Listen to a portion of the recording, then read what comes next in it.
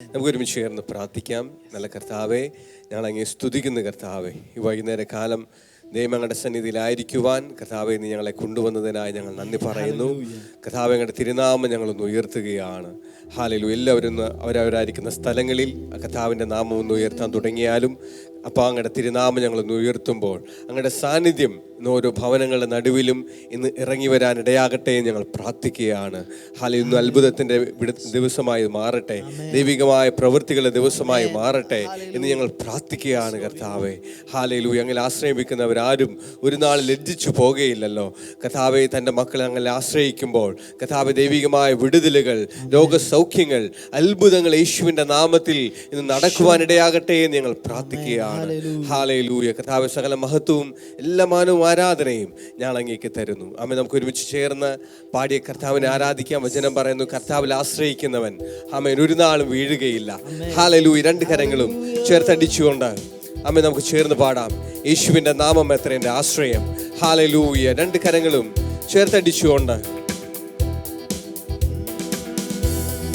യേശുവിൻ നാമം, യേശുവിൻ നാമം എൻ ജീവിതത്തിലേക ആശ്രയമേ.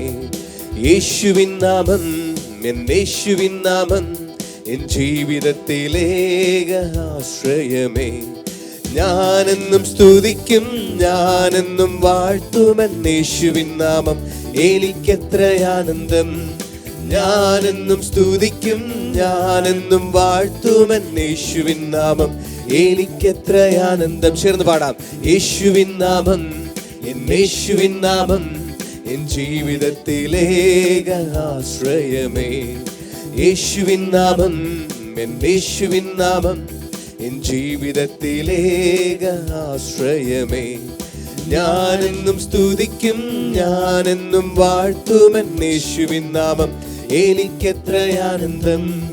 ഞാനെന്നും സ്തുതിക്കും, ഞാനെന്നും വാഴ്ത്തുമെൻ യേശുവിൻ നാമം എനിക്കെത്ര ആനന്ദം. പാപിയായിരുന്നെന്നെ രക്ഷിപ്പാനായി യേശു കുരിശിലേറി തന്റെ ജീവൻ അർപ്പിച്ചു. പാപിയായിരുന്നെന്നെ രക്ഷിപ്പാനായി യേശു കുരിശിലേറി തന്റെ ജീവൻ അർപ്പിച്ചു. യേശുവത്ര നല്ലവൻ, യേശുവത്ര വല്ലഭൻ, 10,000 അതിശ്രേഷ്ഠനവൻ.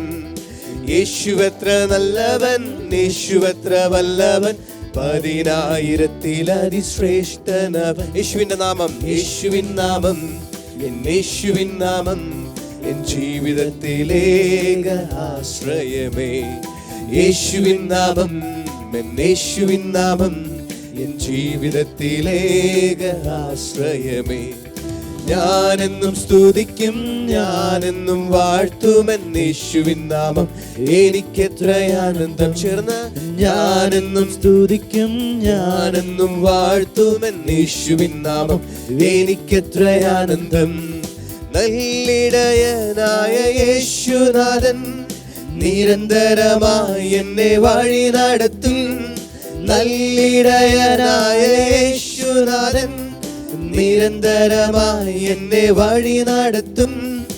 അവൻ എന്നെ ശാസിക്കും, അവൻ എന്നെ ശിക്ഷിക്കും, തൻ കൊടിക്കീഴിൽ എന്നെ നിത്യം നടത്തും. അവൻ എന്നെ ശാസിക്കും, അവൻ എന്നെ ശിക്ഷിക്കും, തൻ കൊടിക്കീഴിൽ എന്നെ നിത്യം നടത്തും.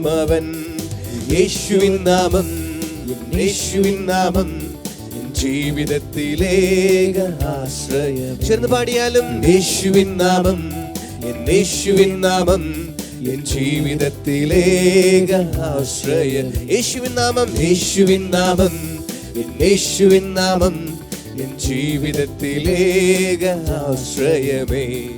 ഞാനെന്നും സ്തുതിക്കും, ഞാനെന്നും വാഴ്ത്തുമെൻ യേശുവിൻ നാമം എനിക്കെത്ര ആനന്ദം. ഞാനെന്നും സ്തുതിക്കും, ഞാനെന്നും വാഴ്ത്തുമെൻ യേശുവിൻ നാമം എനിക്കെത്ര ആനന്ദം. ഞാനെന്നും സ്തുതിക്കും, ഞാനെന്നും വാഴ്ത്തുമെൻ യേശുവിൻ നാമം എനിക്കെത്ര ആനന്ദം. ഞാനെന്നും സ്തുതിക്കും, ഞാനെന്നും വാഴ്ത്തുമെൻ. ശക്തിയോടെ കരങ്ങളെല്ലാം ചേർത്തടിച്ച് ആ ദൈവത്തിന്റെ നാമം സ്തുതിക്കുവാനായി, അവന്റെ നാമത്തെ ഉയർത്തുവാനായി തുടങ്ങാം. എല്ലാ ഇടങ്ങളിലും ആ ദൈവത്തിന്റെ നാമം ഉയരട്ടെ. യേശു കർത്താവിന്റെ നാമം ഈ ലോകമെമ്പാടും ഉയരുമാർ. ആ ദൈവത്തെ സ്തുതിക്കുവാനായി, അവനെ ആരാധിക്കുവാനായി തുടങ്ങാം. ശക്തിയോടെ കരങ്ങളെല്ലാം ചേർത്തടിച്ച്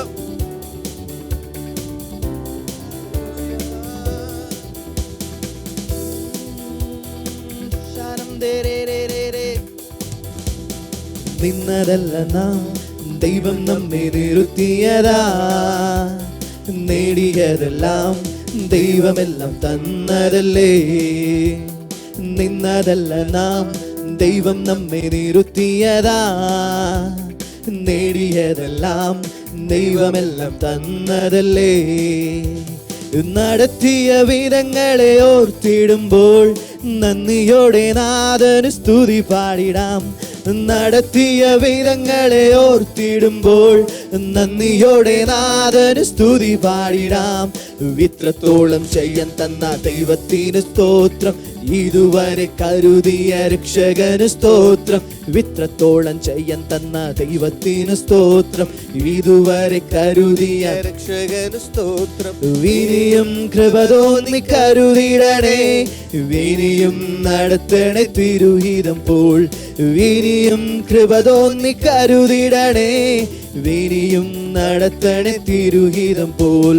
സാധ്യതകളോ അസ്തമിച്ചു പോയിടുമ്പോൾ, സോദരങ്ങളോ അകന്നങ്ങു മാറിടുമ്പോൾ, സാധ്യതകളോ അസ്തമിച്ചു പോയിടുമ്പോൾ, സോദരങ്ങളോ അകന്നങ്ങു മാറിടുമ്പോൾ, സ്നേഹം തന്നു വീണ്ടെടുത്ത യേശുനാഥൻ സകലത്തിലും ജയം തന്നുവല്ലോ. സ്നേഹം തന്നു വീണ്ടെടുത്ത യേശുനാഥൻ സകലത്തിലും ജയം തന്നുവല്ലോ. ഇത്രത്തോളം ചെയ്യാൻ തന്ന ദൈവത്തിന് സ്തോത്രം, ഇതുവരെ കരുതിയ രക്ഷകന് സ്തോത്രം. ഇത്രത്തോളം ചെയ്യാൻ തന്ന ദൈവത്തിന് സ്തോത്രം, ഇതുവരെ കരുതിയ രക്ഷകന് സ്തോത്രം. ഇനിയും കൃപ തോന്നി കരുതിടണേ, ഇനിയും നടത്തണേ തിരുഹിതം പോൽ. ഇനിയും കൃപ തോന്നി കരുതിടണേ, ഇനിയും നടത്തണേ തിരുഹിതം പോൽ. ഉയർത്തില്ലെന്ന് ശത്രുഗണം വാദിക്കുമ്പോൾ, തകർക്കുമെന്ന് ഭീതിയും മുഴങ്ങിടുമ്പോൾ, ഉയർക്കില്ലെന്ന് ശത്രുഗണം വാദിക്കുമ്പോൾ, തകർക്കുമെന്ന് ഒരിക്കൽ കൂടെ ചേർന്ന് മുഴക്കിടുമ്പോൾ, ഉയർക്കില്ലെന്ന് ശത്രുഗണം വാദിക്കുമ്പോൾ, തകർക്കുമെന്ന് ഭീതിയും മുഴക്കിടുമ്പോൾ. പ്രവൃത്തിയിൽ വലിയവനേശുനാഥൻ കൃപ നൽകും ജയഘോഷമെടുത്തിടുവാൻ. പ്രവൃത്തിയിൽ വലിയവനേശുനാഥൻ കൃപ നൽകും ജയഘോഷമെടുത്തിടുവാൻ. ഇത്രത്തോളം ചെയ്യാൻ തന്ന ദൈവത്തിന് സ്തോത്രം, ഇതുവരെ കരുതിയ രക്ഷകന് സ്തോത്രം. ഇത്രത്തോളം ചെയ്യാൻ തന്ന ദൈവത്തിന് സ്തോത്രം, ഇതുവരെ കരുതിയ രക്ഷകന് സ്തോത്രം. ഇനിയും കൃപ തോന്നി കരുതിടണേ, ഇനിയും നടത്തണേ തിരുഹിതം പോൽ. ഇനിയും കൃപ തോന്നി കരുതിടണേ, ഇനിയും നടത്തണേ തിരുഹിതം പോൽ. നിന്നതല്ല നാം, ദൈവം നമ്മെ നിർത്തിയതായി. നേടിയതെല്ലാം ദൈവമെല്ലാം തന്നതല്ലേ. ഓ, നിന്നതല്ല നാം, ദൈവം നമ്മെ നിർത്തിയതായി. നേടിയതെല്ലാം ദൈവമെല്ലാം തന്നതല്ലേ. നടത്തിയ വിധങ്ങളെ ഓർത്തിടുമ്പോൾ നന്ദിയോടെ നാഥന് സ്തുതി പാടിടാം. നടത്തിയ വിധങ്ങളെ ഓർത്തിടുമ്പോൾ നന്ദിയോടെ നാഥന് സ്തുതി പാടിടാം. ഇത്രത്തോളം ചെയ്യാൻ തന്ന ദൈവത്തിന് സ്തോത്രം, ഇതുവരെ കരുതിയ രക്ഷകന് സ്തോത്രം, വിത്രത്തോളം ചെയ്യാൻ തന്ന ദൈവത്തിന് സ്തോത്രം. ഇതുവരെ കരുതിയ രക്ഷകന് സ്തോത്രം, വിനിയും കൃപ തോന്നി കരുതിടണേ. വിനിയും നടത്തണേ തിരുഹിതം പോൽ, വിനിയും കൃപ തോന്നി കരുതിടണേ. വിനിയും നടത്തണേ തിരുഹിതം പോൽ, വിനിയും കൃപ തോന്നി കരുതിടണേ. വിനിയും നടത്തണേ തിരുഹിതം പോൽ, വിനിയും കൃപ തോന്നി കരുതിടണേ. വിനിയും നടത്തണേ തിരുഹിതം പോൽ. ഹല്ലേലൂയ. കർത്താവേ, നന്ദിയോടെ അങ്ങയെ സ്തുതിക്കുന്നു കർത്താവേ, അങ്ങയെ വാഴ്ത്തുന്നു കർത്താവേ. ഹല്ലേലൂയ. അങ്ങയുടെ കൃപ ഒന്നു മാത്രമാണ് കർത്താവേ ഞങ്ങൾ ഇന്നിവിടെ നിൽക്കുന്നത് കർത്താവേ. ഹല്ലേലൂയ. കർത്താവ് ഞങ്ങളെ അനുഗ്രഹിച്ചതിനായി, അങ്ങയുടെ കൃപയാൽ നിറച്ചതിനായി നന്ദി പറയുകയാണ്. ആമേൻ, ആമേൻ. തുടർന്ന് നമ്മൾ ഒരുമിച്ച് ചേർന്ന് വചനം പഠിക്കുവാനായിട്ട് പോവുകയാണ്. ഹല്ലേലൂയ. എത്ര പേർ തയ്യാറായിട്ടിരിപ്പുണ്ട്? എത്ര പേർ റെഡി ആയിരിപ്പുണ്ട്? എല്ലാവരും ഈ സമയത്ത് കരങ്ങളെല്ലാം ചേർത്തടിച്ച് ബ്രദർ ഡാമിയനെ ഈ സമയത്തേക്ക് സ്വീകരിക്കാം.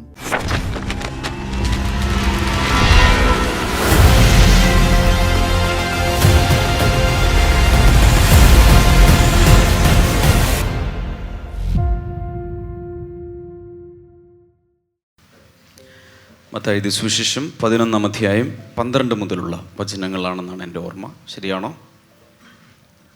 Matthew 11 verse number 12.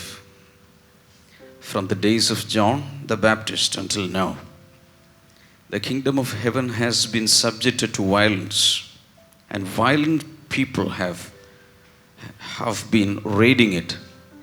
For all the prophets and the law prophesied until John. And if you are willing to accept it, he is the Elijah who was to come. Whoever has ears, let him hear. യോഹന്നാൻ സ്നാപകന്റെ നാളുകൾ മുതൽ ഇന്നേ വരെ സ്വർഗരാജ്യത്തെ ബലാത്കാരം ചെയ്യുന്നു. ബലാത്കാരികൾ അതിനെ പിടിച്ചടക്കുന്നു. സകല പ്രവാചകന്മാരും ന്യായപ്രമാണവും യോഹന്നാൻ വരെ പ്രവചിച്ചു. നിങ്ങൾക്ക് പരിഗ്രഹിപ്പാൻ മനസ്സുണ്ടെങ്കിൽ വരുവാനുള്ള ഏലിയാവ് അവൻ തന്നെ. കേൾപ്പാൻ ചെവിയുള്ളവർ കേൾക്കട്ടെ. ഒരു സബ് ടൈറ്റിൽ ആവശ്യമുണ്ടെങ്കിൽ ദ കിങ്ഡം ഇൻവേഷൻ എന്ന് വേണമെങ്കിൽ എഴുതി വെക്കാം. ദൈവരാജ്യത്തിൻ്റെ കടന്നുകയറ്റം അല്ലെങ്കിൽ ദൈവരാജ്യത്തിലേക്കുള്ള കടന്നുകയറ്റം. രണ്ടർത്ഥത്തിലും ഏകദേശം അത് ശരിയാണ്. The kingdom invasion. 12-ാം വചനത്തിൽ യോഹന്നാൻ സ്നാപകൻ്റെ നാളുകൾ മുതൽ ഇന്നേ വരെ യേശു സംസാരിക്കുന്ന സമയം വരെ സ്വർഗരാജ്യത്തെ ബലാത്കാരം ചെയ്യുന്നു. The kingdom of heaven has been subjected to violence അല്ലെങ്കിൽ ദൈവരാജ്യം ബലാത്കാരം ചെയ്യപ്പെടുന്നു ആണ് കുറച്ചുകൂടി വ്യക്തമായ ട്രാൻസ്ലേഷൻ. അങ്ങനെ ബലാത്കാരം ചെയ്യുന്നവർ അതിനെ പിടിച്ചടക്കുന്നു. അതിൽ from the days of John the Baptist എന്ന ആ പ്രയോഗം ശ്രദ്ധിക്കുക. From the days of John the Baptist meaning John the Baptist is like a mark. He is like a milestone. He is a separator. യോഹന്നാൻ സ്നാപകൻ ഒരു അടയാളമാണ്, അല്ലെങ്കിൽ ഒരു നാഴികക്കുറ്റി എന്ന് വേണമെങ്കിൽ പറയാം. ഒരു മൈൽ സ്റ്റോൺ ആണ്. മാത്രമല്ല പുതിയ പഴയ നിയമങ്ങളെ സെപ്പറേറ്റ് ചെയ്യുന്ന, വേണമെങ്കിൽ ഇങ്ങനെ പറയാം, ഫുൾ ബൈബിളുള്ള ആളുകൾ പഴയ നിയമം മലാഖി പ്രവചനം 4-ാം അധ്യായത്തോടുകൂടെ അവസാനിച്ച്, സാധാരണ ബൈബിളിൽ മത്തായി സുവിശേഷം തുടങ്ങുന്നതിന് മുൻപ് സാധാരണ അവിടെ ഒരു പേജ് കാണും. പുതിയ നിയമം, നമ്മുടെ കർത്താവ് യേശുവിൻ്റെ പുതിയ നിയമം എന്ന് മാത്രം, അതൊരു സെപ്പറേറ്ററാണ്. അതുപോലെ നിൽക്കുന്നയാളാണ് സ്നാപക യോഹന്നാൻ. അതാണ് യേശു ആ യോഹന്നാൻ സ്നാപകൻ്റെ നാളുകൾ മുതൽ. Because there is a shift, there is a change, something is changing. അവിടെ മുതൽ എന്നുവെച്ചാൽ മോശയുടെയൊക്കെ നാൾ മുതൽ ഇങ്ങ് പറഞ്ഞ് വന്ന പല കാര്യങ്ങളും അവിടെ വെച്ച് മാറുന്നു.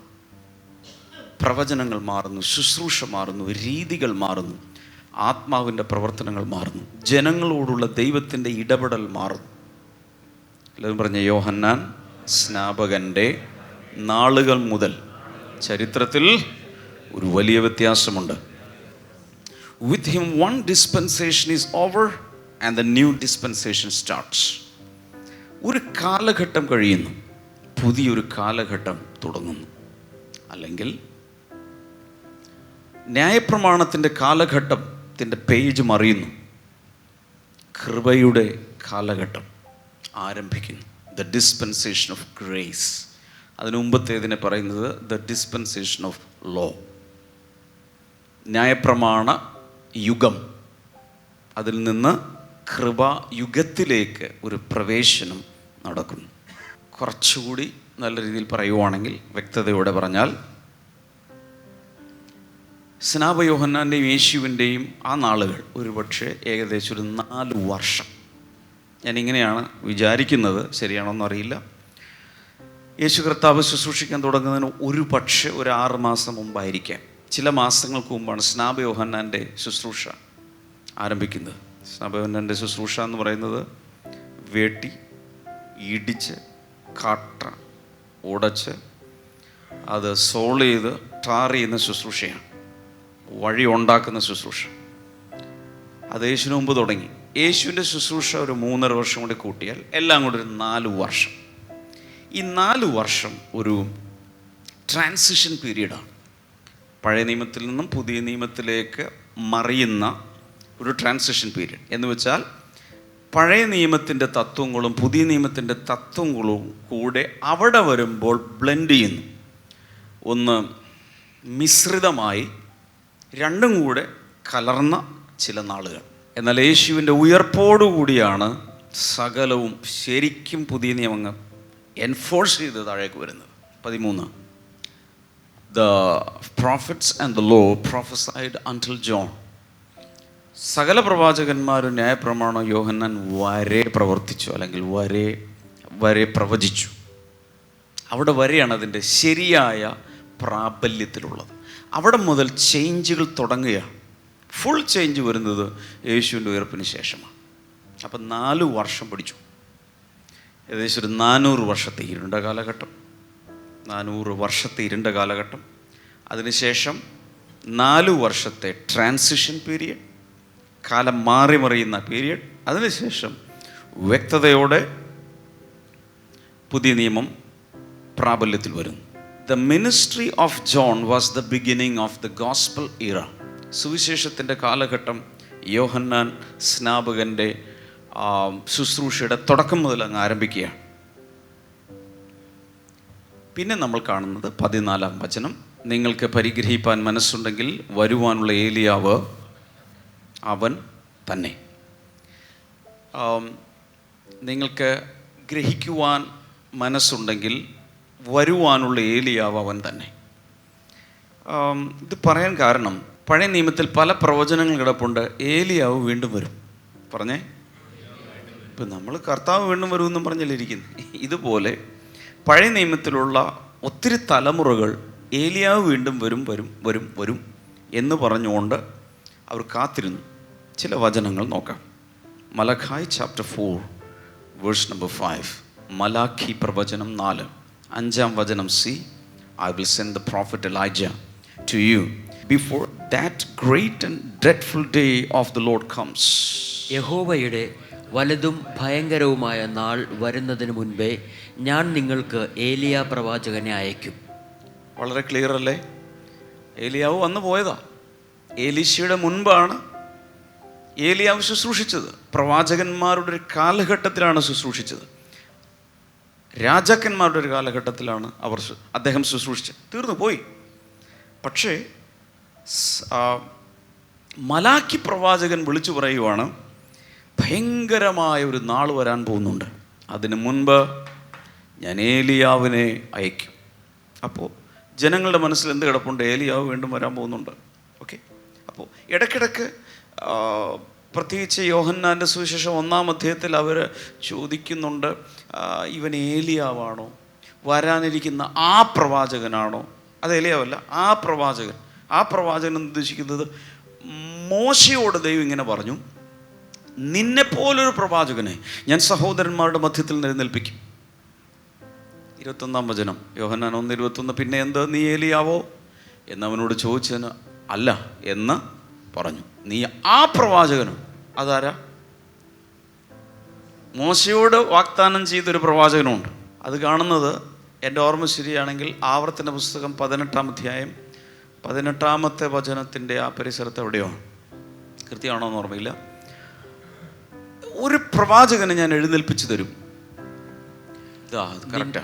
നിന്നെ പോലെ ഒരു പ്രവാചകനെ ഞാൻ അവർക്ക് അവരുടെ സഹോദരന്മാരുടെ ഇടയിൽ നിന്നും എഴുന്നേൽപ്പിച്ച് എൻ്റെ വചനങ്ങളെ അവൻ്റെ നാവിന്മേലാക്കും.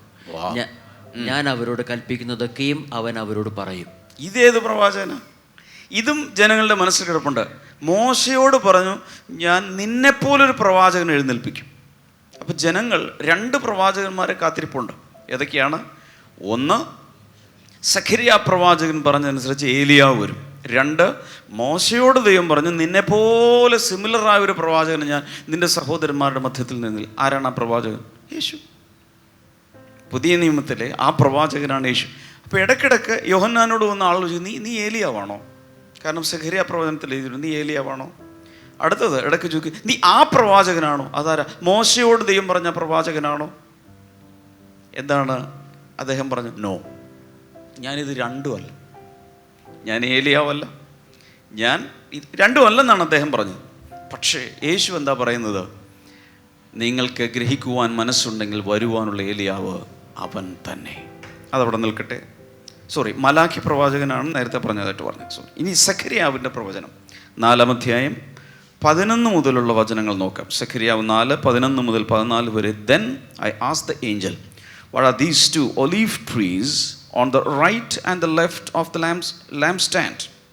Again I asked him, what are these 2 olive branches beside the 2 gold pipes that pour out golden oil? He replied, do you not know what these are? No, my Lord, I said. So he said, these are the 2 who are anointed to serve the Lord of the earth. അതിന് ഞാൻ അവനോട്, വിളക്കുതണ്ടിന് ഇടതുഭാഗത്തും വലതുഭാഗത്തുമുള്ള 2 olive മരം എന്താകുന്നു എന്ന് ചോദിച്ചു. ഞാൻ 2-ാം പ്രാവശ്യം അവനോട്, പൊന്നുകൊണ്ടുള്ള 2 നാളത്തിനരികെ പൊന്നിറമായ എണ്ണ ഒഴുകുന്ന 2 ഒലിവ് കൊമ്പ് എന്ത് എന്ന് ചോദിച്ചു. അവൻ എന്നോട്, ഇത് എന്താകുന്നു എന്ന് നീ അറിയുന്നില്ലയോ എന്ന് ചോദിച്ചതിന്, ഇല്ല യജമാനനെ എന്ന് ഞാൻ പറഞ്ഞു.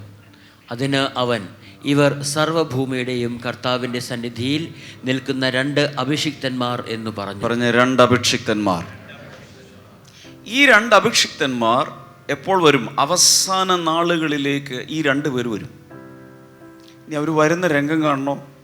പോകുക വെളിപ്പാട് പുസ്തകം 11-ാം അധ്യായം 3 മുതൽ 11 വരെയുള്ള ഭാഗം. അന്ന് ഞാൻ എൻ്റെ 2 സാക്ഷികൾക്കും വരം നൽകും. അവിടെ 2 ഒലിവ് മരങ്ങളെ കുറിച്ച് പറഞ്ഞു. 2 ഗോൾഡൻ ലാംപ് സ്റ്റാൻഡ്, സ്വർണ്ണ സംതിങ് പറഞ്ഞു. അന്ന് ഞാൻ ആ 2 പേര് അവസാനം പ്രവചനത്തിൽ വെളിപ്പെടുന്നത് വെളിപ്പാട് പുസ്തകം 11-ാം അധ്യായത്തിലാണ്. അവർ രട്ടുടുത്തും കൊണ്ട് 1260 ദിവസം പ്രവചിക്കും. അവർ ഭൂമിയുടെ കർത്താവിന്റെ സന്നിധിയിൽ നിൽക്കുന്ന 2 ഒലിവ് വൃക്ഷവും. സഖരിയാവ് പറഞ്ഞ ഒലിവ് വൃക്ഷങ്ങൾ വീണ്ടും വരികയാണ്. 2 നിലവിളക്കും ആകുന്നു. ആരെങ്കിലും അവർക്ക് ദോഷം ചെയ്യുവാൻ ഇച്ഛിച്ചാൽ അവരുടെ വായിൽ നിന്ന് തീ പുറപ്പെട്ട് അവരുടെ ശത്രുക്കളെ ദഹിപ്പിച്ചു കളയും. അവർക്ക് ദോഷം വരുത്തുവാൻ ഇച്ഛിക്കുന്നവൻ ഇങ്ങനെ മരിക്കേണ്ടി വരും. അവരുടെ പ്രവചനകാലത്ത് മഴ പെയ്യാതെ വണ്ണം ആകാശം അടച്ചു കളവാൻ അവർക്ക് അധികാരമുണ്ട്.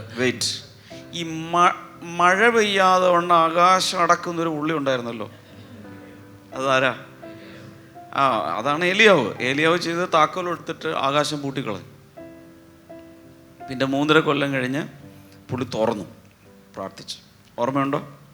ആ പുള്ളി വീണ്ടും വരുന്നു. എപ്പോ? വെളിപ്പാട് പുസ്തകത്തിൽ അവരുടെ പ്രവചനകാലത്ത് മഴ പെയ്യാതെ വണ്ണം ആകാശം അടച്ചുള്ള അവർക്ക് അധികാരം. അടുത്തത്, വെള്ളത്തെ രക്തമാക്കുവാനും ഇച്ഛിക്കുമ്പോഴൊക്കെയും സകല ബാധ കൊണ്ടും ഭൂമിയെ ദണ്ഡിപ്പിക്കുവാനും അധികാരമുണ്ട്. വെള്ളം രക്തമാക്കിയ ഒരു പുള്ളി ഉണ്ടല്ലോ, മോശെ.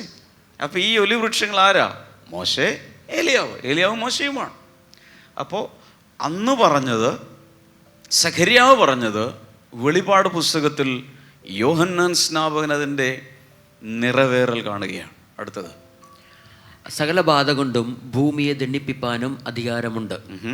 അവർ തങ്ങളുടെ സാക്ഷ്യം തികച്ച ശേഷം ആഴത്തിൽ നിന്ന് കയറി വരുന്ന മൃഗം അവരോട് പടവെട്ടി അവരെ ജയിച്ചു കൊന്നുകളയും. ഓക്കെ. അവരുടെ കർത്താവ് ക്രൂശിക്കപ്പെട്ടതും ആത്മീയമായി സോദോം എന്നും മിസ്രയീം എന്നും പേരുള്ളതുമായ മഹാനഗരത്തിൻ്റെ വീഥിയിൽ അവരുടെ ശവം കിടക്കും. ഓക്കെ. സകല വംശക്കാരും ഗോത്രക്കാരും ഭാഷക്കാരും ജാതിക്കാരും അവരുടെ ശവം 3.5 ദിവസം കാണും. അവരുടെ ശവം കല്ലറയിൽ വെപ്പാൻ സമ്മതിക്കയില്ല. ഈ പ്രവാചകന്മാർ ഇരുവരും ഭൂമിയിൽ വസിക്കുന്നവരെ, രണ്ടുപേരും പ്രവാചകന്മാരാണ്. ഓക്കെ. ഭൂമിയിൽ വസിക്കുന്നവരെ ദണ്ഡിപ്പിച്ചത് കൊണ്ട് ഭൂവാസികൾ അവർ നിമിത്തം സന്തോഷിച്ച് ആനന്ദിക്കുകയും അന്യോന്യം സമ്മാനം കൊടുത്തയക്കുകയും ചെയ്യും. ഓക്കെ. 3.5 ദിവസം കഴിഞ്ഞ ശേഷം ദൈവത്തിൽ നിന്നും ജീവശ്വാസം അവരിൽ വന്ന് അവർ കാലൂന്നി നിന്ന് അവരെ കണ്ടവർ ഭയപരവശരായി തീർന്നു. മതി.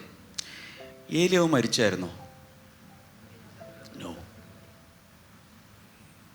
ഏലിയാവിനെ പുള്ളിങ്ങനെ നടന്നു പോകുന്ന വഴിക്ക് അഗ്നിമയ രഥങ്ങളും കുതിരകളും കൂടി വന്ന് ഒരു ചുഴലിക്കാറ്റോടുകൂടെ തട്ടിക്കൊണ്ടുപോയി.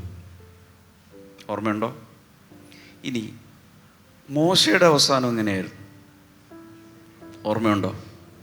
ഒരു പിസ്ഗ മുകളിലോട്ട്, അല്ലേ, നെബോ പർവ്വതത്തിൻ്റെ മുകളിലോട്ട് കയറിപ്പോയി. മരിച്ചോ മരിച്ചില്ലേ, കർത്താവ് കുഴിച്ചിട്ടോ ഒന്നും ആർക്കും വ്യക്തതയില്ല.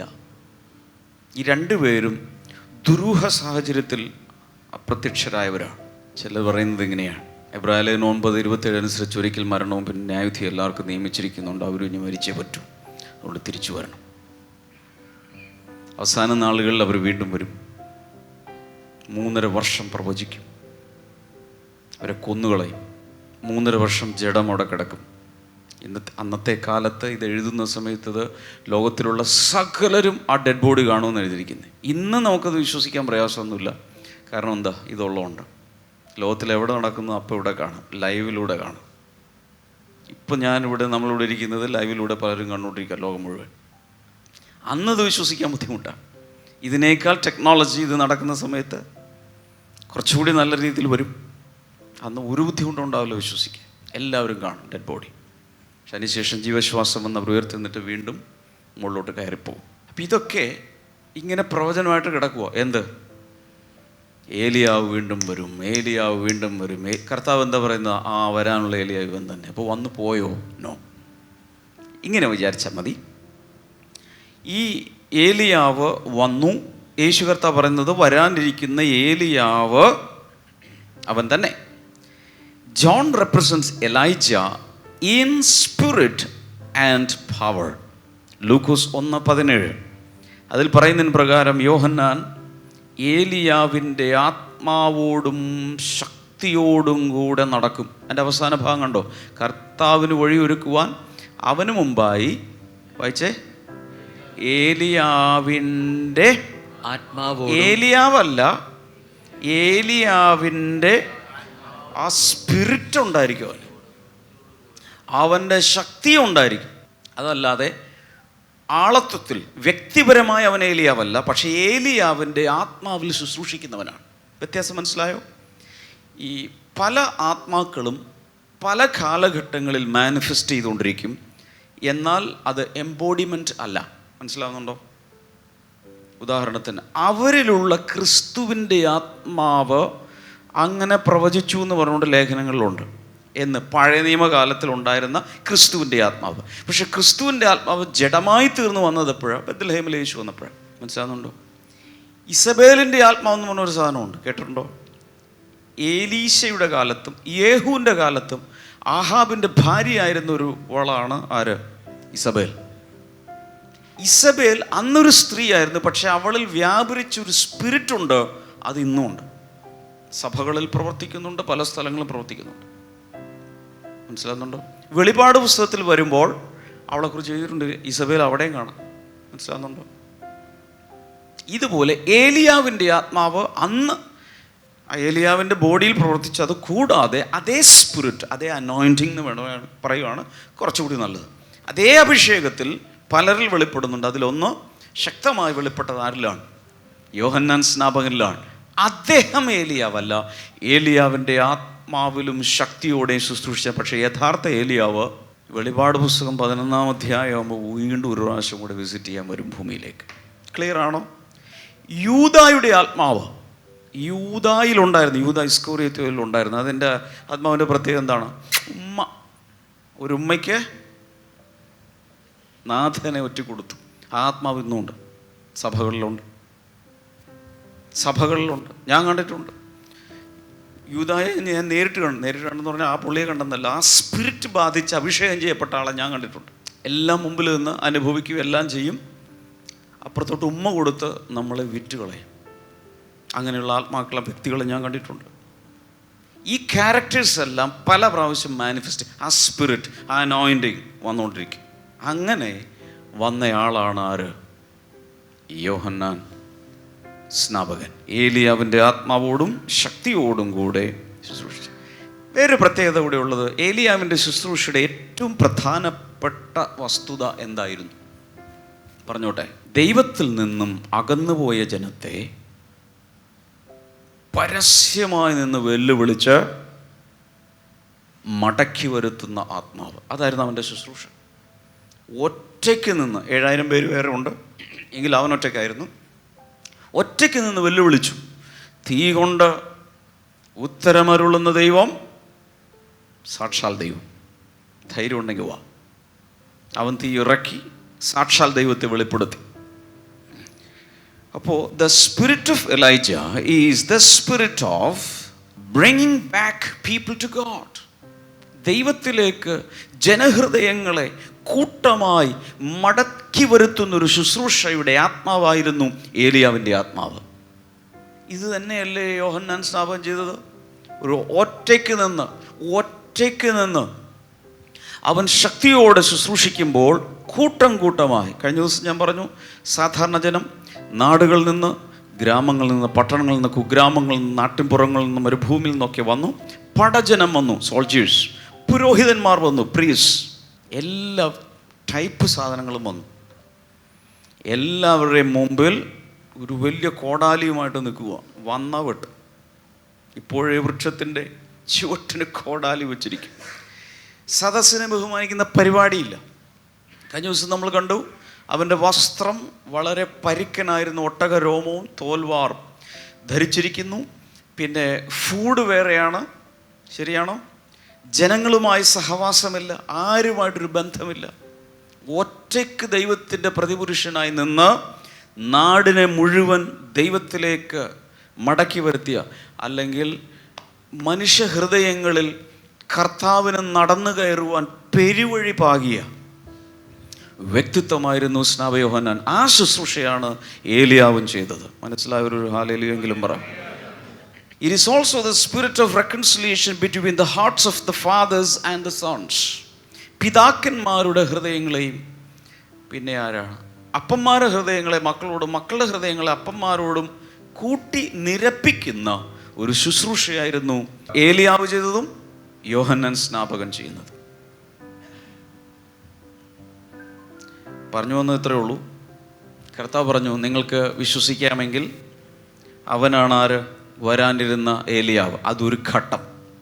ഇനി ഒരു ഘട്ടം കൂടെ അവൻ ആളത്തമായി ഇറങ്ങി വരും. മനസ്സിലായവർ വീണ്ടും ഹല്ലേലൂയ. അതിനുശേഷമുള്ള ഭാഗം നമുക്ക് വായിക്കാം. The kingdom of God സഫേഴ്സ് violence എന്ന് വെച്ചാൽ ദൈവരാജ്യം ബലാത്കാരത്തിന് വിധേയമാകുന്നു. അതിന് തൊട്ടു മുമ്പായിരുന്നു. ആ ഭാഗം ഒന്നുകൂടി ഒന്ന് നോക്കാം. യോഹന്നാൻ സ്നാപകന്റെ നാളുകൾ മുതൽ ഇന്നേ വരെ സ്വർഗരാജ്യത്തെ ബലാത്കാരം ചെയ്യുന്നു, ബലാത്കാരികൾ അതിനെ പിടിച്ചടക്കുന്നു. ഇത് കേട്ടിട്ട് മനസ്സിലേക്ക് വരുന്ന ചിത്രം എന്താണ്? എൻ്റെ മനസ്സിൽ വരുന്ന ഞാൻ പറയാം. സ്വർഗരാജ്യത്തെ, എല്ലാവരും പറഞ്ഞ രാജ്യം, അതൊരു രാജ്യമാണല്ലോ. രാജ്യത്തെ ബലാത്കാരം ചെയ്യുന്നു, ബലാത്കാരികൾ അതിനെ പിടിച്ചു. ഒരു രാജ്യത്തെ പിടിച്ചടക്കുന്നു. പറഞ്ഞേ, അടുത്ത ആളോട് പറഞ്ഞു, ഒരു രാജ്യം പിടിച്ചടക്കുന്നു. ആരാ പിടിച്ചടക്കുന്നത്? ബലാത്കാരികൾ. അപ്പോൾ സ്വർഗരാജ്യം ഇങ്ങനെ ഇരിക്കുവാണെങ്കിൽ എന്താ സംഭവിക്കുന്നത്? കുറേ ബലാത്കാരികൾ വന്നിട്ട് അതിനെ പിടിച്ചടക്കുന്നു. ഇങ്ങനെ വേണമെങ്കിൽ ചിന്തിക്കുക. ഒരു പട്ടണത്തിന് വലിയൊരു വാതിലുണ്ടെന്ന് വിചാരിക്കും. ആ വാതിലിൽ ഗേറ്റിൽ പിടിച്ചിട്ട്, ഇവിടെ നോക്കിയേ, സെക്രട്ടേറിയറ്റിൻ്റെയൊക്കെ ഗേറ്റിൽ പിടിച്ച് ഇളക്കുന്നത് കണ്ടിട്ടുണ്ടോ? അത് ഊരിക്കൊണ്ടുപോകാൻ എന്ന് പറഞ്ഞ പോലെ ആ രാജ്യത്തിൻ്റെ ഭയങ്കര ഗേറ്റുകളുണ്ട്. ആ ഗേറ്റുകൾ ഇളക്കി പറിച്ച് തുറന്ന് ഒരു പറഞ്ഞോട്ടെ ഒരു 25,000 പേര് അങ്ങോട്ട് ഇരച്ചു കയറിയാൽ എങ്ങനെ ഇരിക്കും? അത്രയും പേര് ഇരച്ചു കയറിയ ശേഷം ആ രാജ്യം മൊത്തം അങ്ങ് പിടിച്ചടക്കുന്നു. യോഹന്നാൻ സ്നാപകൻ്റെ നാളെ മുതൽ ഇതാ നടക്കുന്നത്. അല്ലെങ്കിൽ ഒരു വീട്ടിലേക്ക് ഒരു 50-60 പേരിങ്ങോ വന്നിട്ട് വീടിൻ്റെ ഗേറ്റും തുറന്ന് വീടിൻ്റെ വാതിലും തുറന്ന് ഇരച്ചു കയറി അവിടുത്തെ എല്ലാവരും കൂടി അങ്ങ് പിടിച്ച് കയ്യിലൊതുക്കുന്നു. ഫോഴ്സിബിളി ഒരു രാജ്യത്തെ, ഒരു വീടിനെ, ഒരു പ്രദേശത്തെ, ഒരു പ്രോവിൻസിനെ പിടിച്ചടക്കുന്ന ചിത്രമാണ് നമ്മുടെ ഉള്ളിൽ വരേണ്ടത്. യോഹന്നാൻ സ്നാപകൻ്റെ നാൾ മുതൽ മക്കളെ ഇതാണ് നടന്നുകൊണ്ടിരിക്കുന്നത്. മനസ്സിലാ ചിത്രം വന്നോ? എന്താണ് ഈ ഫോഴ്സ്ഫുൾ മെൻ സ്പിരിറ്റ്? ബലാത്കാരിയുടെ ആത്മാവ് എന്താണ്? ചിലപ്പോൾ ഇവിടെ ഇരിക്കുന്ന ചിലർക്കത് കാണാൻ സാധ്യതയുണ്ട്. കണ്ടില്ലെങ്കിൽ ഇന്ന് ഉണ്ടായാൽ കൊള്ളാം. എഴുതുക. Genesis 32 verse number 26. ഉൽപ്പത്തി 32:26. Then the man said, let me go, for it is daybreak. But Jacob said, I will not let you go unless you bless me. എന്നെ വിടുക, ഉഷസ്തുതിക്കുന്നുവല്ലോ എന്ന് അവൻ പറഞ്ഞതിന്, നീ എന്നെ അനുഗ്രഹിച്ചല്ലാതെ ഞാൻ നിന്നെ വിടുകയില്ല എന്ന് പറഞ്ഞു. ഇവിടെ നോക്കി, രണ്ട് പുരുഷന്മാർ. ഒരാള് അജാനുബാഹുവാണെന്ന് വിചാരിക്കും, മറ്റേ ആള് ചെറുതാ. രാത്രി മുഴുവൻ രണ്ടുപേരും കൂടെ ഒരു ദ്വന്ദ്വയുദ്ധം അറിയാലോ, രണ്ടുപേര് മാത്രം മൽപ്പിടുത്തം നടക്കുക രാത്രി, ത്രൂ ഔട്ട് ദ നൈറ്റ്. എന്നിട്ട് അവസാനം സംഭവിച്ചതെന്നറിയാമോ? ആ ചോട്ടാ മനുഷ്യൻ ആ ജയന്റ് പോലെ നിന്ന ആളെ കീഴടക്കി. ആരാത്? ചോട്ടാ യാക്കോബ്. യബോക്ക് കടവിൻ്റെ തീരത്ത് വെച്ച് ഭാര്യമാരെയും മക്കളെ അപ്പുറത്ത് വിട്ട ശേഷം ഇദ്ദേഹം മാത്രം ഒരു ദൈവപുരുഷനുമായി, ദൈവത്തെ പ്രതിനിധാനം ചെയ്യുന്ന ഒരു ദൂതനായിരിക്കാം, ഒരു പുരുഷൻ. മല്ല് പിടിച്ച് അവസാനം പറഞ്ഞു, നീ എന്നെ അനുഗ്രഹിക്കുക, എന്നെ വിടുക. നേരം വെളുത്തു, ഇനി ആളുകൾ കാണും. നാട്ടുകാരൊക്കെ ഉറക്കം എഴുന്നേറ്റ് വന്ന് നോക്കുമ്പോഴേക്കും ഇതാ ദൈവപുരുഷൻ അഥവാ ഒരു ദൂതൻ അല്ലെങ്കിൽ ദൈവം അവിടെ നിൽക്കുന്നത് കാണും. അപ്പോൾ നേരം വെളുക്കുന്നതിന് മുമ്പ് എന്നെ വിടാൻ പറഞ്ഞു. പക്ഷെ യാക്കോബ് എന്താ പറഞ്ഞത്? വിടാം, പക്ഷേ അതിനു മുമ്പ് നീ എന്നെ അനുഗ്രഹിക്കും. കുറേ നാളായി എൻ്റെ ജീവിതത്തിൽ ഞാൻ കഷ്ടപ്പെടുന്നു. എൻ്റെ വീട് വിട്ട് ഞാൻ ഇറങ്ങിയതാണ്. അമ്മയാണ് എന്നെ പറ്റിച്ചത്. സത്യം പറഞ്ഞു, അമ്മ എന്നോട് പറഞ്ഞു, നീ ഇതങ്ങ് ഇട്ടോ. എന്താ ഇട്ടത്? തോല്, ആടിൻ്റെ തോല്. അവൻ്റെ നിക്കറൊക്കെ ഊരിച്ച് അവന് ആടിൻ്റെ തോല് പൊതിഞ്ഞ് കയ്യിലുമൊക്കെ പൊതിഞ്ഞ് അവനെ ഏശാവിനെ പോലെയാക്കി. അപ്പാ ഞാൻ ഏശാവാണ്, ഇത് കഴിക്കുക എന്ന് പറഞ്ഞുകൊണ്ട്. അമ്മയാണിത് എല്ലാം. പല വീടുകളിൽ ഇങ്ങനെ അമ്മമാരാ പ്രശ്നം ഉണ്ടാക്കും. പിള്ളേരിങ്ങനെ സ്ക്രൂ ചെയ്ത് അപ്പൻ്റെ അടുത്ത് വിട്ട്. പക്ഷേ ഫലം എന്തായിരുന്നു? അപ്പൻ അനുഗ്രഹിച്ചെങ്കിലും അനുഭവിക്കുവാൻ യോഗ്യതയുണ്ടായില്ല, ഭാഗ്യമുണ്ടായില്ല. അനുഗ്രഹം കിടപ്പുണ്ട്, പക്ഷെ അനുഭവിക്കുന്നില്ല. പല ദൈവമക്കൾക്കുണ്ടെങ്കിൽ അനുഗ്രഹിക്കപ്പെട്ടവരാണ്, തീർച്ചയായും കർത്താവിൻ്റെ മക്കളെല്ലാം അനുഗ്രഹിക്കും, പക്ഷെ അനുഭവമുണ്ടോ? അനുഭവമില്ല. ഒരു ദിവസം അവന് ഒരു കാര്യം തീരുമാനിച്ചു, ഇനി ഇങ്ങനെ പോയാൽ പറ്റില്ല, ആയുസ് തീരാറായി. ഞാൻ ഈ നാട് നീളെ ജിപ്സിയെ പോലെ ഒരു പെണ്ണിനെ സ്നേഹിച്ചു, അതിനു വേണ്ടി നിന്ന് അവസാനം അവൻ്റെ അമ്മാവൻ തന്നെയാണ്, സ്വന്തം അങ്കിളാണ്. പല പ്രാവശ്യം ശമ്പളം കൊടുത്തില്ല, വേജസ് മാറ്റി. ആദ്യ രാത്രിയിൽ തന്നെ കബളിപ്പിക്കപ്പെട്ടു. ഒരു പെണ്ണിനെ കെട്ടാന്ന് പറഞ്ഞു കാണിച്ചിട്ട് വേറെ പെണ്ണിനെ കൊട്ടി. അങ്ങനെ അവൻ തകർന്ന് അന്ന് മുതൽ ഈ ആടിനെയും തീറ്റി നടന്ന് എന്നാണ് വാസ്തവത്തിൽ എനിക്കൊരു സ്വസ്ഥതയുണ്ടാകും, എന്ന് ഞാനൊരു ഒരു ഒരു ഒരു ശരിയായ ഒരു അനുഗ്രഹം അനുഭവിക്കും. ആ അനുഗ്രഹം വെളിപ്പെട്ടു വരുന്നില്ല. ആ രാത്രിയിൽ അവൻ തീരുമാനിച്ചു, രണ്ടിലൊന്ന്, ഒന്നുകിൽ ദൈവം ഇന്ന് രാത്രി എന്നെ അനുഗ്രഹിക്കണം, ഇല്ലെങ്കിൽ ദൈവത്തെ വിടുന്ന പ്രശ്നമില്ല. ഇതാണ് ബലാൽക്കാരിയുടെ സ്പിരിറ്റ്. അങ്ങനെയുള്ള 25,000 പേര് ഒറ്റയടിക്ക് ഈ സ്പിരിറ്റുള്ളവർ വന്ന് ഒരു ഗേറ്റ് തുറന്ന് ഒരു രാജ്യത്തിലോട്ട് കയറി എങ്ങനെ ഇരിക്കും? രാജ്യം കയ്യിലിരിക്കും. അപ്പോൾ ഇങ്ങനെയുള്ള കുറേ ആളുകൾ ദൈവരാജ്യത്തെ പിടിച്ചടക്കുന്നു. ഇതെങ്ങനെയാണ് സംഭവിക്കുന്നത്? Number 1, through repentance. മാനസാന്തരത്തിലൂടെയാണ് ഇത് നടക്കുന്നത്. ദൈവരാജ്യത്തിലോട്ട് കയറുന്നത് എങ്ങനെയാണ്? മാനസാന്തരത്തിലൂടെ. Number 2, through faith, വിശ്വാസത്തിലൂടെ.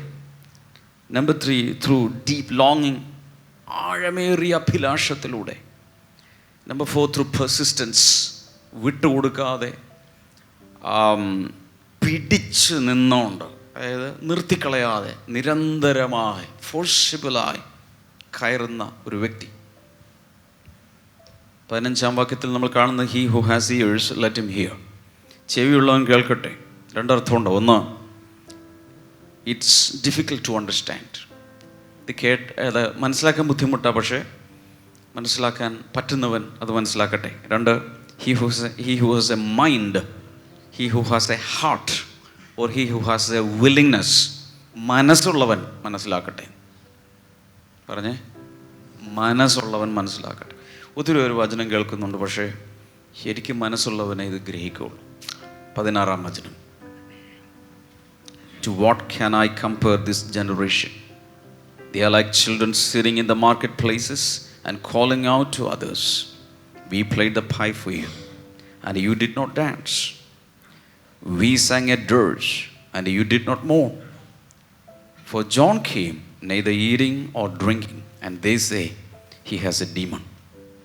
The Son of Man came eating and drinking, and they say here is a glutton and a drunkard, a friend of tax collectors and sinners. But wisdom is proved right by her deeds. എന്നാൽ ഈ തലമുറയെ ഏതിനോട് ഉപമിക്കേണ്ടു?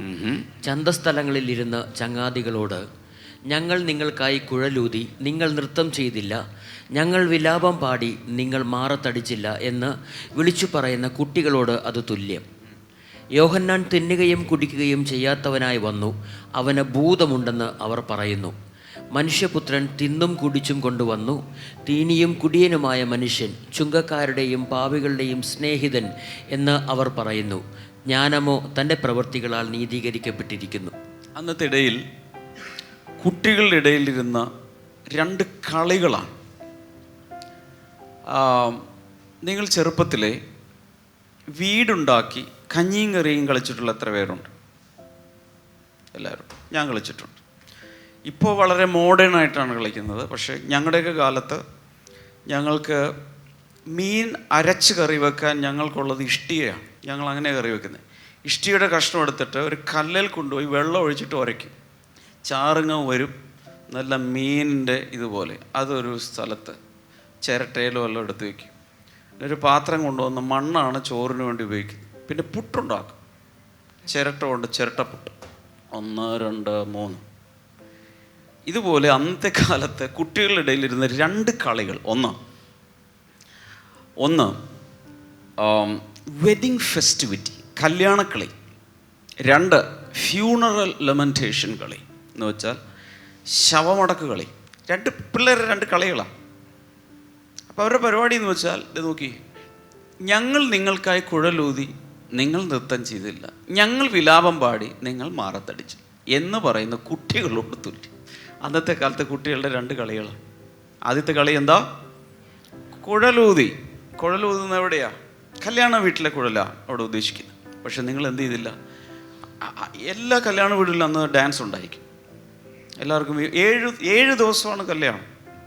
നമ്മളിവിടെ 11 മണിക്ക് blessing സെൻറ്ററിൽ വെച്ച് വിവാഹ ശുശ്രൂഷ, 1 മണിക്ക് ഒരുപക്ഷെ ഇവിടെ വെച്ച് തന്നെ, അല്ലെങ്കിൽ അടുത്തൊരു ഓഡിറ്റോറിയത്തിൽ വെച്ച് റിസപ്ഷൻ പരിപാടി. ആളുകൾ ആകെ വരുന്നത് എവിടെയായിരിക്കും? മെയിൻലി ആ റിസപ്ഷന് വന്നിട്ട് ഭക്ഷണവും കഴിച്ച്, അതായത് പിടിച്ചോട്ടോ ഒരു ഗിഫ്റ്റോ അല്ലെങ്കിൽ ഒരു കവർ ഗോൾഡൻ ഷേക്കാനും കൊടുത്ത ആൾ വീട്ടിൽ. ഇതാണ് നടക്കുന്നത്. അന്ന് അങ്ങനെയല്ല. 7 ദിവസമാണ് ഒരു വീട്ടിലെ കല്യാണം. അതിലൊരു ദിവസമാണ് കാനാവിലെ വീട്ടിൽ വീഞ്ഞ് തീർന്നു പോയത്. 7 ദിവസം നീണ്ടു നിൽക്കുന്ന വിരുന്ന്. എപ്പോഴും ആളുകൾ വന്നുകൊണ്ടിരിക്കും. അവിടെ കുറേ പേര് ഇങ്ങനെ പാടിക്കൊണ്ടിരിക്കും. 7 ദിവസം ഇതിങ്ങനെ നടന്നുകൊണ്ടിരിക്കും. അപ്പം ഇത് കുട്ടികൾ കളിക്കും. മണവാട്ടിയെ മണവാളിനെ കൊണ്ടാക്കി ആരെങ്കിലും കൂടെ പിടിച്ച് എന്തെങ്കിലുമൊക്കെ വെച്ച് അവിടെ നിർത്തും. കൂടാതെ അവർ എന്തെങ്കിലും ഇട്ട് കുഴൽ വായിക്കും. പക്ഷേ ഒരു നിയമമുണ്ട് യഹൂദന്മാരുടെ നിയമം. ഇതാണ്: ഒരു വെഡ്ഡിങ് പ്രൊസഷൻ പോകുമ്പോൾ, ഒരു കല്യാണത്തിൻ്റെ ഒരിത് പോകുമ്പോൾ വഴിയെ പോകുന്നവരെല്ലാം ജോയിൻ ചെയ്യണം. മനസ്സിലായോ? നാട്ടുകാരെല്ലാം ജോയിൻ ചെയ്ത് അതൊരു ആഹ്ലാദമാണ്, അതൊരു വലിയൊരു ഉത്സവമാക്കി മാറ്റും. അതുപോലെ ശവം എടുത്തുകൊണ്ട് പോകുമ്പോൾ, ശവം ഒരു വിലാപയാത്ര നടക്കുമ്പോൾ എല്ലാവരും ജോയിൻ ചെയ്യണം, എല്ലാവരും കരയണം. കൂലിക്കൊന്നും ആളെ വെക്കില്ല, ഈവൻ മാനേജ്മെൻറ്റ് കമ്പനി ഒന്നും കരയാൻ പറ്റില്ല. എന്താ ചെയ്യുന്നത്? എല്ലാവരും നെഞ്ചത്തടിച്ചുകൊണ്ട് പോയിക്കോളണം. ബീറ്റിംഗ് ദ ബ്രസ്റ്റ്, അതാണ് അവരുടെ പരിപാടി. മാറത്തടിച്ച് ആരാണെന്ന് അതൊന്നും നോക്കണ്ട, നോ പ്രോബ്ലം. ഫ്യൂണറൽ നടക്കാൻ പോവുക, വഴി കാണുന്ന കടയിൽ നിൽക്കുന്ന കടത്തിൻ്റെ എല്ലാവരും കൂടെ അടിച്ച് പോകും. അങ്ങനെ പോകുന്നൊരു വഴിയിലാണ് കർത്താവ് അത് മുടക്കി കളഞ്ഞത്. ഓർമ്മയുണ്ടോ? നഹീൻ പട്ടണത്തിലെ വിധവയുടെ ആ ശവണക്കി നടത്തിയില്ല കർത്താവ്, അവിടെ വെച്ച് ബ്ലോക്ക് ചെയ്തു. ഒന്ന് തൊട്ടേ ഉള്ള ആൾ എഴുന്നേറ്റ് പോയി, പരിപാടി തീർന്നു. അപ്പം പോകുന്ന വഴിക്ക് നാട്ടുകാരും വീട്ടുകാർ ഏറ്റവും ഫ്രണ്ടിൽ കരയുന്നത് സ്ത്രീകളായിരിക്കും. പ്രത്യേകിച്ച് അമ്മയുണ്ടെങ്കിൽ അമ്മ, അല്ലെങ്കിൽ ഭാര്യ ഏറ്റവും ഫ്രണ്ടിൽ. അതിൻ്റെ പുറകെയാണ് ബാക്കിയുള്ള എല്ലാവരും കൂടെ കരഞ്ഞുകൊണ്ട് പോകുന്നത്. പക്ഷേ ഈ കുട്ടികളുടെ ഒരു കളിയായതുകൊണ്ട് അവിടെ ഇവർ വെഡ്ഡിങ് ഫെസ്റ്റിവിറ്റി കളിക്കുന്ന സമയത്ത് അവർ കുഴലൂതി. പക്ഷേ നിങ്ങളാരും ഡാൻസ് കളിച്ചില്ല. പിള്ളേരുടെ ഇടയിൽ അന്നൊരു ചൊല്ലുണ്ട്: ഞങ്ങൾ കുഴലൂതി, നിങ്ങൾ നൃത്തം ചെയ്തില്ല. ഇതുപോലെ തന്നെ അടുത്തൊരു സംഭവം ഇതാണ്: വിലാപം പാടി. അത് ദുഃഖത്തിൻ്റെ പാട്ടുകളാണ്. അത് പാടി, പക്ഷേ നിങ്ങൾ എന്ത് ചെയ്തില്ല? മാറത്തടിച്ചില്ല. You did not cooperate. ഇതാണ് എൻ്റെ അർത്ഥം. നിങ്ങൾ സഹകരിച്ചില്ല. അപ്പോൾ പിള്ളേർ അതോടെ വഴക്കായി. ഞങ്ങൾ കുഴലൂതി, നിങ്ങൾ ഡാൻസ് കളിച്ചില്ല. അപ്പോൾ കളി മാറിയില്ലേ? മനസ്സിലാകുന്നുണ്ടോ? തെറ്റല്ലേ അത്? ഞങ്ങൾ വിലാപം പാടി, നിങ്ങൾ എന്ത് ചെയ്തില്ല?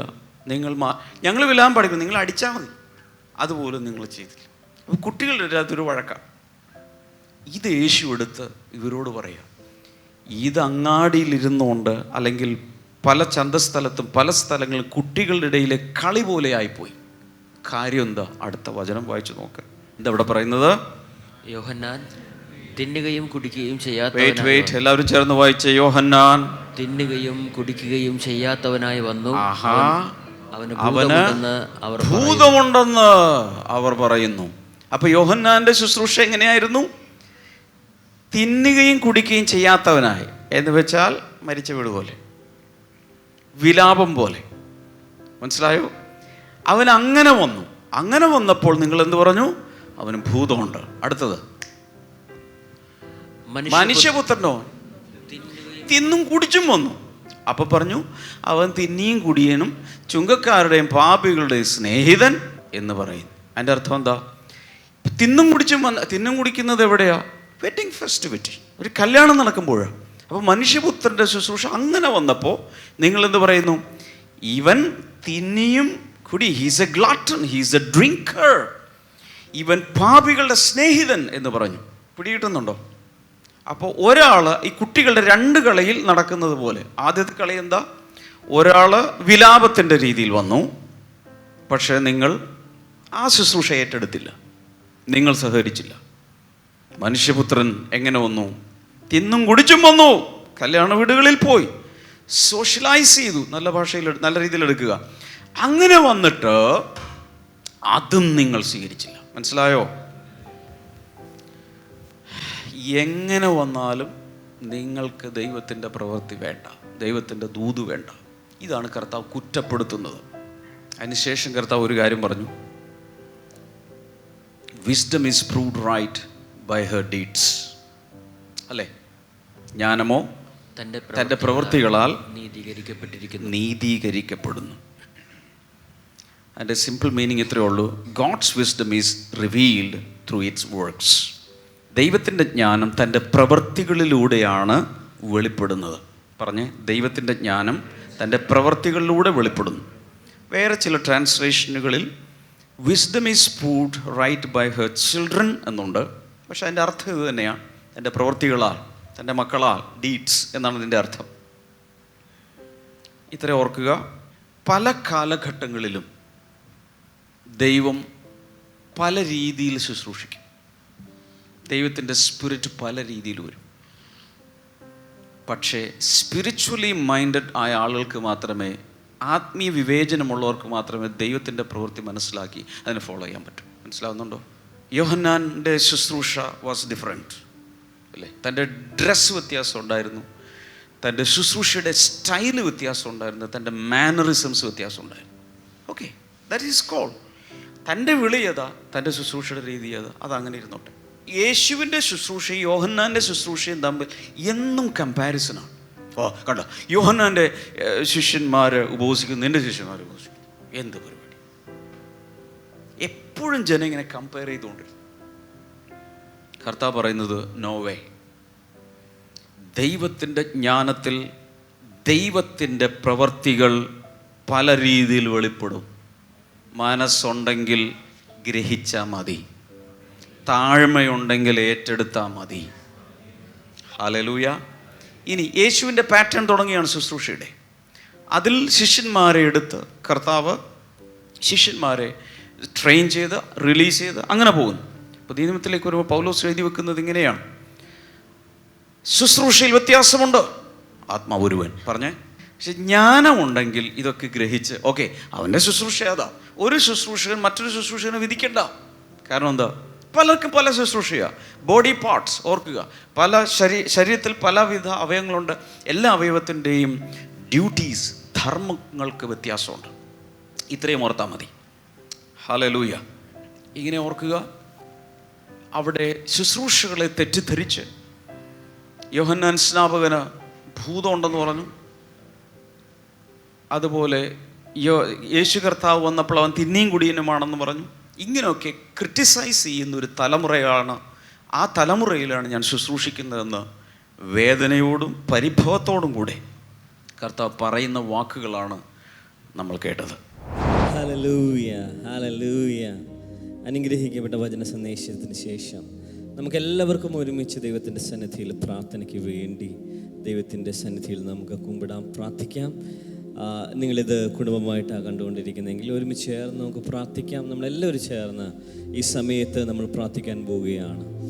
നമ്മുടെ ചുറ്റുപാടുമൊക്കെ വളരെയധികം പ്രശ്നങ്ങളും ബുദ്ധിമുട്ടുകളൊക്കെ നിറഞ്ഞു നിൽക്കുമ്പോൾ നമ്മുടെ പ്രാർത്ഥന വളരെ വിലയേറിയതാണ്. നമ്മൾ പ്രാർത്ഥിക്കുമ്പോൾ, നമ്മൾ വിശ്വസിക്കുമ്പോൾ വലിയ അത്ഭുതങ്ങൾ കർത്താവ് നമുക്ക് വേണ്ടി ചെയ്യാൻ പോവുകയാണ്.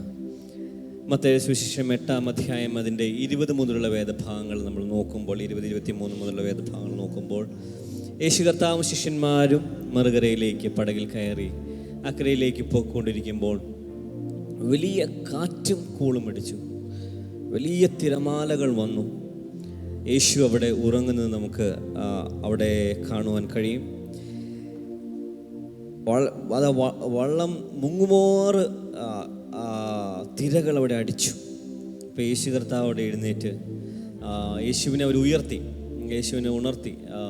അവർ യേശു ഉറങ്ങുന്നത് കണ്ടപ്പോൾ ഞങ്ങൾ നശിച്ചു പോകുന്നതിൽ വിചാരമില്ലേ, ഞങ്ങളെ രക്ഷിക്കണേ എന്നൊക്കെ പറഞ്ഞുകൊണ്ട് അവരെ യേശുവിനെ ഉണർത്തി.